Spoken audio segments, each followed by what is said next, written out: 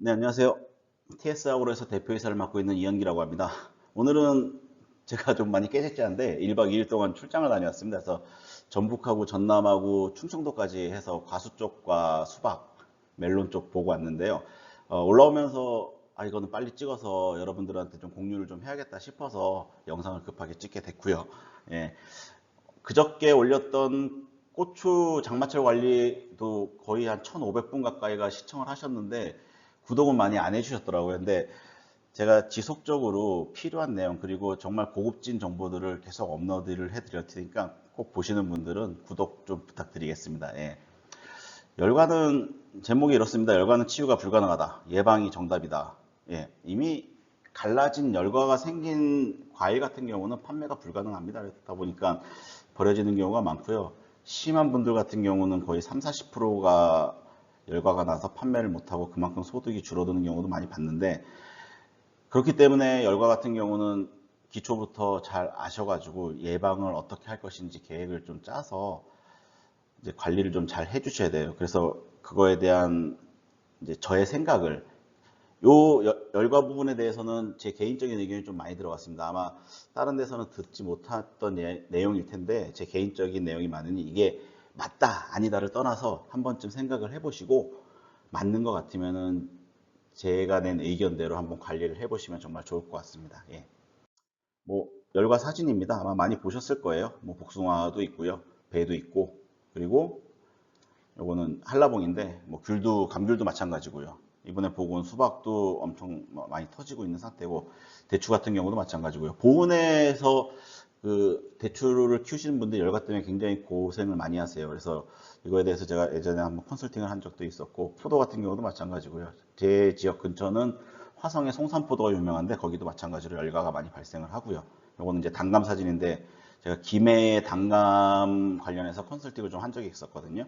예, 김해 단감 같은 경우도 열과가 좀 있고요. 뭐 토마토라든가 뭐 방울토마토라든가, 요 사진에 가려진 요거는 고추인데 고추도 아마 이번 장마 끝나고 나면은 열과가 많이 발생할 텐데, 뭐 이거는 이제 과수처럼 단연생이 아니라 고추라든가 방울토마토는 1년생이기 때문에 이거는 잠시 시간이 지나고 나면 다시 없어지는 증상이라서 오늘은 이제 토마토라든가 고추 부분은 배제를 하고 다른 작물 위주로 설명을 좀 드리겠습니다. 네.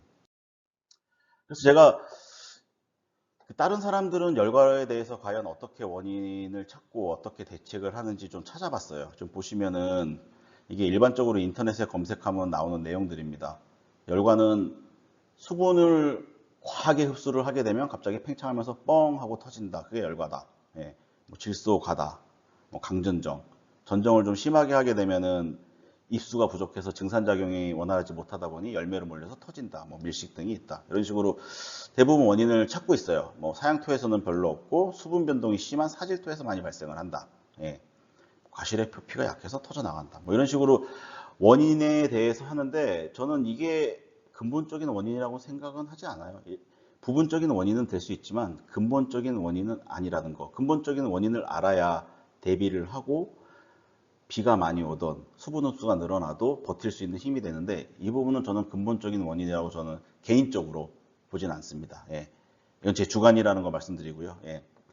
대책에 대해서도 보면은 뭐 강한 품종을 심으라. 어떤 게 강한 품종인지 모르겠는데, 예, 강한 품종을 심으라고 나와 있더라고요. 예. 질소 과다를 피해라. 어느 정도 줄여야 되지? 비료를 주지 말아야 되나? 질소가 작물에 기본적으로 생육을 왕성하게 하는 역할을 하다 보니까 뭐 열매도 왕성하게 해서 뭐 터질 수 있다, 뭐 이런 의미인 것 같아요. 예. 수분 변동을 최소화하라. 비가 오고 태풍이 올라오는데 이거를 내가 조절할 수 있는 방법은 없죠. 포도 같은 경우는 뭐 비가림 시설을 해주기도 하고, 뭐 토양 개량을 통해서 배수를 잘 해서 과습이 되지 않게 뭐 관리도 해주고, 관수 시설 등을 요새 과수에도 관수 시설 대부분 다 깔고 계시거든요. 가물었다가 갑자기 비가 오면은 열과가 생기니까 그런 거를 예방을 하는 차원에서 하는데, 그리고 뭐 칼슘 규산을 공급해라. 칼슘 규산을 공급해주면 딱딱해집니다. 잎도 그렇고 열매도 그렇고 좀 단단해지는데, 과연 단단해진다고 열과가 안 생길까? 저는 칼슘 같은 경우는 너무 과하게 치면은 너무 딱딱해져서 더 깨지기 쉽다고 생각을 하거든요. 그래서 이런 부분이 근본적인 대책은 아닌 것 같아요. 예. 어느 정도 예방 차원에서 약간은 도움이 될 수 있지만 지금 보시면은 원인도 그렇고 대책도 그렇고 좀 뜬구름 잡는 듯한 이런 게 있어서 예전에 한 5년 전, 6년 전부터 해서 제가 연구를 좀 많이 했습니다. 이쪽 관련해가지고. 그래서 이게 과연 원인이 무엇인가를 좀 보고 제주도에 가서도 감귤 쪽에서도 좀 연구를 많이 했었는데 저는 이렇게 생각해요. 과실에서 발생하는 모든 생리장애 원인은 하나다. 다시 말씀드리면 이건 제 개인적인 의견입니다. 예, 열과라든가 기형과라든가 해칼이라든가 밀증상, 스펀지가, 속썩음. 저는 이게 단 하나의 원인에서 나온다고 봐요. 이건 제 생각이고요. 이게 왜 그런지에 대해서 제가 왜 그런 생각을 했는지 말씀을 드리면은 여러분 아마 과수를 오랫동안 하셨던 분들은 대부분 다 알고 계실 거예요. 24년 올해죠. 올해 열린 꽃은 작년 6월에서 7월 사이에 분화한 꽃입니다. 예, 대부분의 과실 수질이 다 그래요. 뭐 일부 키위라든가 이런 것들은 약간 다르긴 한데 대부분 주로 키우는 과실수는 작년 6월에서 7월 사이에 꽃눈이 분화를 해서 그 분화한 꽃눈이 올해 봄에 싹을 틔우면서 꽃눈이 나오면서 꽃을 피운 거거든요. 이게 굉장히 좀 중요한 얘기예요. 그래서 단순하게 열과라든가 어떤 생리장애가 지금 어떤 원인 때문에 생긴 게 아니라 작년부터 어떤 원인이 생겼을 수 있다라고 합리적인 의심을 하는 게 옳겠죠. 예. 그래서 꽃은 올해 작년에 분화한 꽃이 올해 쫙 피는 순간 수정이 되게 되면은 세포 분열을 일단 시작을 합니다. 거의 한 달 동안 세포 분열만 해요. 커 나가는 게 아니라 세포 분열만 합니다. 예. 한 개의 세포가 두 개가 되고 두 개가 분열하면 네 개가 되고 네 개가 분열하면 8개가 되고 8개가 분열해서 16개 되고 이런 식으로 세포 분열을 하는데 여기 보시면은 이거는 제 개인적인 의견은 아닙니다. 이거는 이제 팩트고요. 그 연구를 통해서 확인이 된 내용이고요. 단감 기준으로 봤는데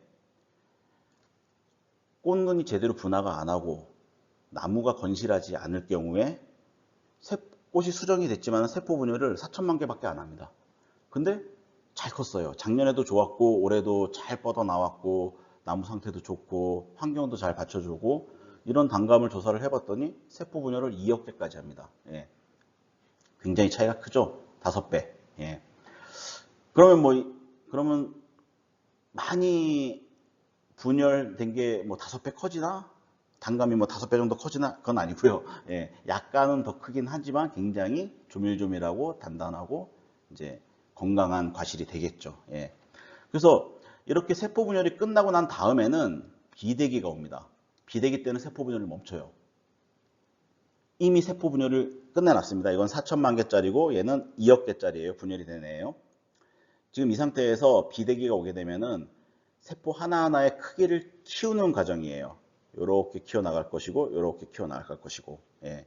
근데 여러분 생각을 해보세요. 이 열과라는 게 왜 오냐면 이렇게 됐을 경우에 불량 환경이 됐어요. 갑자기 어느 정도 크고 있는데 비가 확 쏟아집니다.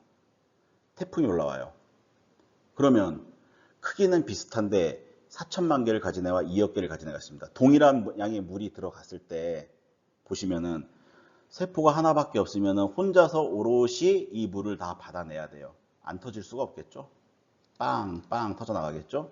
근데 분열을 잘해서 2억 개의 세포를 가진 애는 5명이서 나눠서 분배를 하게 됩니다. 그러면은 버틸 수 있는 힘이 되겠죠.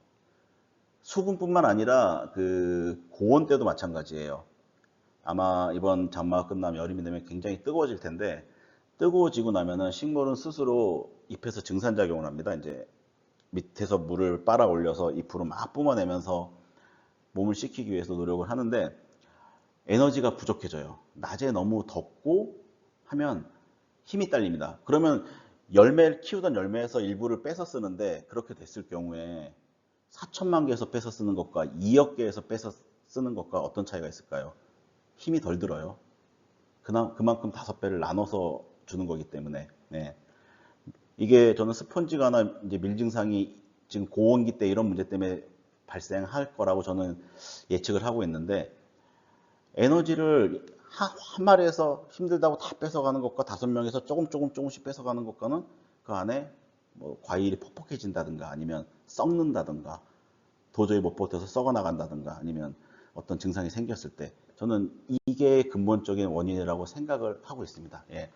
그래서 그러면은 그 다음에는 제가 이거는 왜 그렇게 되는지에 대한 이제 설명인데, 이거는 뭐 제가 만들어낸 건 아니고요. 일반적인 과실수, 사과가 됐던, 배가 됐던, 아니면은 뭐 단감이 됐던, 뭐 복숭아가 됐던, 자두가 됐던, 대부분의 이런 과실수들의 뿌리의 생육과 그리고 나무 잎의 생육과 그다음에 꽃의 생육 정도를, 활성화 정도를 그래프로, 좀 평균적인 그래프로 이렇게 나타내 놓은 거예요. 예. 보시면은 제일 중요한 게 뭐냐면 딱 요겁니다. 6월달 요 부분. 봄이 되면은 나무는 줄기도 뽑고 잎도 뽑고 꽃눈도 뻗쳐서 꽃도 하고 수정도 하고 하는데, 뿌리가 정상적으로 뻗어나기 전에 이미 활동을 위해서는 다 시작을 합니다. 그러면은 이 양분은 어디서 올까요? 잎을 피우고 줄기를 뽑고 꽃을 피우기 위한 에너지는 어디서 올까요? 뿌리가 아직 뻗지 않았는데, 작년도에 몸속에서 저장하고 있던 저장 양분을 이용해서 6월달까지는 버틴다. 물론 뿌리에서 어느 정도 공급이 되지만 100%를 다 커버할 수 없는 환경이다. 그래서 제가 감사 비료를 굉장히 중요하다고 교육을 할 때는 말씀을 드리는데, 가끔씩 가다가 사과를 키우시는 분이나 복숭아 키우시는 분들이나 포도 키우시는 분들은 질소 비료를 많이 주게 되면은 문제가 생긴다고 해서 감사 비료조차도 안 주시는 분들이 굉장히 많거든요. 근데 반드시 주셔야 되고요. 질소를 많이 주지 말란 얘기지 비료를 아예 주지 말란 얘기가 아니에요. 예. 이 질소를 좀 안 좋아하는 과실수 같은 경우는 질소를 줄여야지 왜 인산, 칼리, 마그네슘, 칼슘 이런 것까지 다 없애버리려고 생각을 하시는지 모르겠는데, 감사비료는 반드시 주셔야 된다는 거. 뭐 어떤 감사비료를 줘야 된다, 그런 부분은 뭐 따로 제가 뭐 질문을 받고, 저희는 아직까지 비료를 생산하지 않기 때문에 예, 추천드릴 수 있는데 지금 이런 영상에서 오픈을 하기엔 좀 그렇고요. 예. 그래서 요때 6월 달이 되게 되면은 이제 뿌리가 스스로 양분을 먹어서 내 나무를 오롯이 100% 키울 수 있는 분위기가 조성이 됩니다. 예, 버틸 수 있는 힘이 생긴 거죠. 아까 앞장에서 말씀드렸죠. 6월에서 7월 사이에 뭐가 일어난다고요? 꽃눈 분화. 예, 준비가 되면은 내년도를 바로 준비해요. 저는 이런 것들이 되게 신기한데, 식물이 저는 어느 정도 생각을 한다고 생각하고 좀 지능이 있다라고 저는 믿고 있거든요. 왜냐하면은 이게 이럴 수가 없는데 불가능하다고 생각이 되는데, 정말 기가 막히게 타이밍을 잡아서 스스로 발전을 하는 게 보이니까 저는 스스로 식물도 생각을 하는구나라고 이제 믿고 있는 사람 중에 한 명입니다. 예, 그래서 기가 막히게 이 타이밍에 꽂는 분할을 시키고요. 우리나라 같은 경우 이 타이밍이 무슨 타이밍이죠? 장마죠. 예. 7월부터 8월 사이에 장마가 옵니다. 근데 이미 꽃은 폈고 수정이 됐고 열매를 달았어요. 비대기가 찾아오는데 환경이 안 좋아지는 거죠. 비가 많이 오고 햇빛도 많이 비치지 않고, 이때는 뿌리도 위축시키고 나무 잎 줄기도 위축을 시켜가면서 열매를 유지시키고 세포 분열을 합니다. 버티는 거죠. 꽂는 분화 이제 겨우 끝내서 막 힘든 상태에서 올해 난 꽃을 유지를 시키고 키워나갈 준비를 해야 되니까 나무는 자기 스스로 위축을 시켜서 이쪽을 유지시키는 방향을 택합니다. 그리고 나서 장마가 끝나고 나면은 9월달, 10월달에 뿌리를 다시 뻗죠. 예. 그때는 비대기가 1차, 2차 비대기가 쫙 오는 단계고요. 이게 이런 것들을 보면 참 신기한 것 같아요. 식물장 자체가. 근데 여러분들 10월달 되면은 거의 대부분 수확하는 수확기가 오는데 왜 이렇게 뿌리를 뻗을까? 이 포인트가 굉장히 중요한데, 뭐냐면 올해 여러분들은 어쨌든 내 과원에 있는 나무들이 내 자식이라고 생각을 하시잖아요. 내 자식이 애를 낳았으면 어떻게 하실 건가요? 당연히 미역국에 고기에 정말 좋은 음식 다 먹이고 회복하라고 하겠죠. 근데 나무는 어때요? 열매 따면 끝이잖아요.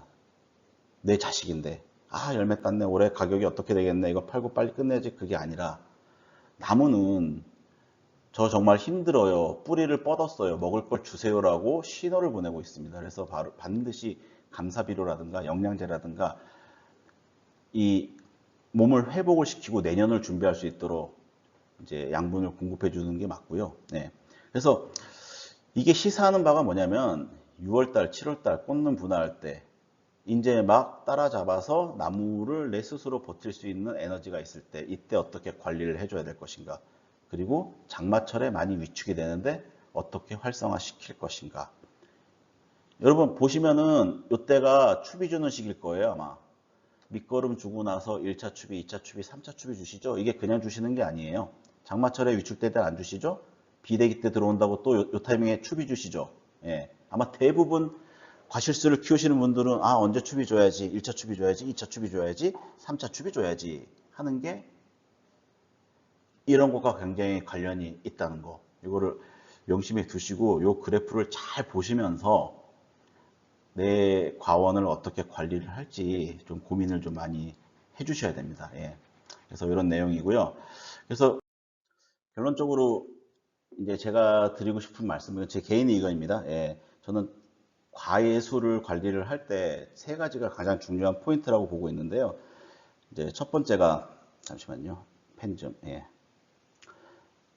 첫 번째가 6월이에요. 시기적으로 봤을 때 6월에는 본격적으로 꽃눈을 분화를 하고요. 그리고 수정이 된 꽃을 본격적으로 세포 분열을 시키는 시기예요. 이때는 굉장히 식물체 내에서 분열이 왕성하게 일어나는데 세포 분열을 도와줄 수 있게 어떻게 관리를 해줄 것인지. 세포 분열에 관여하는 것은 인산이 많이 관여를 하고요. 붕소도 굉장히 중요하고요. 이런 성분들을 어떻게 공급을 해줄 것인가. 나무가 충분히 필요하도록 어떻게 관리를 해주실 것인가. 두 번째, 7월에서 8월입니다. 장마철이죠. 예, 지금이고요. 비가 많이 오게 되면은 일단 기본적으로 나무의 땅속에 있는 뿌리 세근부터 망가지게 돼 있어요. 뿌리도 반드시 호흡을 해야지 잘 먹고 잘 살 수 있거든요. 숨을 쉬어야지만 살아남을 수 있는데 비가 많이 오고 잠기게 되면 숨을 못 쉬어요. 그러면 세근은 바로 죽게 돼 있고 양분도 흡수 못하고 에너지를 소모만 시키지 에너지를 땡겨올 수 있는 힘을 잃게 되는 거죠. 그래서 이때 수세가 꺾였을 때 어떻게 잘 관리를 해서 빠르게 회복을 시켜줄 수 있는가. 비가 그치고 난 뒤. 비가 그치고 난 다음에 뿌리를 어떻게 활력을 돌 수 있게 해줄 것인가. 그 부분. 뿌리 관리. 그리고 많이 망가져서 세력이 확 죽었다 싶으면은 최대한 빠르게 회복을 어떻게 시켜줄 것인가. 예, 이 부분. 마지막으로 뭐 몇 번 얘기하셨지만은 말씀드렸지만은 9월에서 10월 감사비료. 저는 이게 지금 요 세 가지 중에서 3번이 제일 중요하다고 생각하는 사람인데요. 감사비료가 정말 중요합니다. 그래서 나무가 에너지가 없고 모든 거를 다 바쳐서 열매를 생산해낸 다음에 얼마나 빨리 회복을 시켜가지고 월동을 할 수 있게 해주느냐에 따라서 냉해도 문제가 되고요. 동해도 문제가 되고요. 그 다음에 꽃하고 열매까지 모든 게 다 이 감사비료를 어떻게 써줘야 되는가에 달려있거든요. 근데 뭐 제가 여러 회사에서 비료가 나오지만 뭐가 좋다 나쁘다는 뭐 말씀드리긴 그렇고요. 어떤 제품을 써야 되는지는 이제 따로 질문을 주시면 성분에 따라서 알려드릴게요. 이러이러한 성분이 많은 걸 쓰시는 게 좋습니다라고 따로 말씀을 드리도록 하겠습니다. 예. 마지막으로 그렇다면 이제 뭐 1번하고 2번에 처리할 수 있는 제품은 저희가 이제 갖고 있거든요. 그래서 그 제품 잠깐 말씀을 드릴게요. 제가 추천드리고 싶은 거는 요 두 제품이에요. 예, 첫 번째 이 코단 플러스라는 제품은 저희가 스페인에서 좀 직수입을 하고 있습니다. 그래서 수입업 허가는 다 났고요. 제가 국내에서는 조금 찾기 힘들었어요. 여기 주로 들어가 있는 게 이제 아인산이라든가 동소라든가 그리고 칼리도 좀 들어가 있고요. 그리고 각종 아미노산이 많이 들어 있습니다. 그래서 테스트를 해봤는데 이 제품은 꽃에도 굉장히 도움이 많이 되고요. 그 다음에 착과, 열매, 그리고 세포 분열하는데 굉장히 도움이 많이 되고 그리고 착색까지. 그래서 1번하고 2번 단계에서 앞서 말씀드렸던 제가 세 가지라는데 1번하고 2번 단계에서 처리를 해주시면 도움이 많이 되는 제품이고요. 그리고 두 번째로 저희가 직접 만든 제품인데 키움입니다. 예, 절반은 해조 추출물이고요. 아스코필론 노도섬. 그리고 절반은 유리아미노산입니다. 예, 이렇게 넣어가지고 장마가 끝나고 난 다음에 수세 회복을 해주는 데 있어서 도움이 될 수 있도록 이런 두 제품을 추천드리고 있거든요. 그래서 혹시라도 구입이 필요하신 분들은 이 댓글창 아래 밴드 주소를 남겨드릴 테니까요. 그쪽으로 연락을 주시면 저희가 그쪽 지역의 담당자가 바로 연락을 드리고 제품을 발송해 드리도록 하겠습니다. 예. 저는 올해 지금 걱정되는 게 태풍이에요. 지금 뭐 벌써 태풍이 두세 개는 왔어요. 정상인데 뭐 태풍을 반기는 게 아니라 지금 이 정도로 안 오면은 저는 9월달, 10월달이 걱정이 되거든요. 진짜 수학기 때 이게 저 밑에서 응축돼 있던 에너지가 언젠가는 뿜어져 나오는데 이게 수학기가 될까봐 정말 걱정을 좀 많이 하고 있습니다. 그래서 철저히 좀 대비를 올해는 해주시는 게 아마 농사에 좀 도움이 되실 것 같고요. 예, 올해도 어쨌든 간에 농사 잘 지으시고 풍년 되셔가지고 돈 많이 버셨으면 좋겠습니다. 지금 너무 힘들어가지고 정신이 없네요. 예, 이만 마치도록 하겠고요. 저희 TS학으로 많은 관심 가지고 구독도 눌러주시면 정말 좋은 정보로 찾아뵙도록 하겠습니다. 예, 고맙습니다.